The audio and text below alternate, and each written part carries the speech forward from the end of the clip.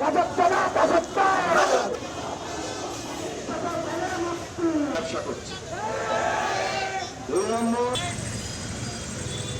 আমি পরবর্তীকালে নিজে কুমিল্লায় একটা বাংলাদেশকে না দাঁড়িয়ে যদি খেলতে চাই আমরা প্রতিবাদ প্রতিরোধের পর্যায়ে আছে।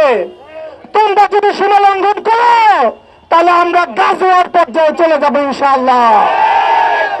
যে গাজওয়াকে তোমরা ভয় করো, যে গাজওয়াকে আমাদের নবী সাল্লাল্লাহু আলাইহি ওয়াসাল্লাম বলে গেছেন, সেই প্রতিবাদ, সেই প্রতিরোধ, সেই দুয়ের আগুন আমরা এই জুলুমের বিরুদ্ধে চালিয়ে দেবো ইনশাআল্লাহ। যদি 7 সিস্টার চাও তাহলে জুলুম বন্ধ করো, যদি জুলুম বন্ধ না করো তাহলে আমাদের পা চিকেন নেকের উপর থাকবে ইনশাআল্লাহ।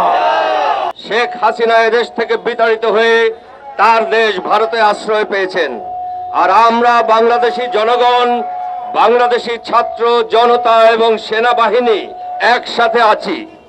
আমাদের এই জনতার দুর্গে আপনারা ভারতবাসীদের বলি আর আঘাত হানবেন না। আপনাদের সরকারকে সতর্ক করুন। আপনারা যদি এই ধরনের অত্যাচার এবং অবন্ধুত্বসুলভ আচরণ আমাদের প্রতি জারি রাখেন তাহলে আমরা বাধ্য হব এর প্রত্যুত্তর দিতে, এবং সেই প্রত্যুত্তর হবে আপনাদের পূর্ব ভারতীয় ছোট ছোট রাজ্যগুলি, মেঘালয়, আসাম, মণিপুর, ত্রিপুরা, আমরা এগুলিকে এমন ব্যস্ত করে দেব যে আপনাদের তখন ঘুমানোর এবং বিশ্রামের সময় পাবেন না।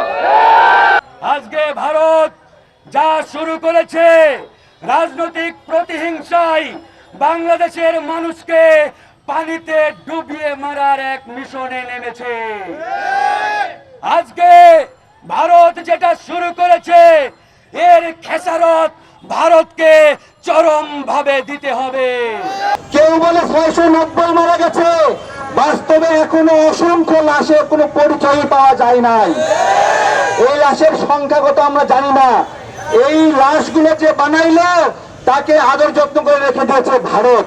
এটা কি বন্ধুত্বপূর্ণ কাজ বলেন?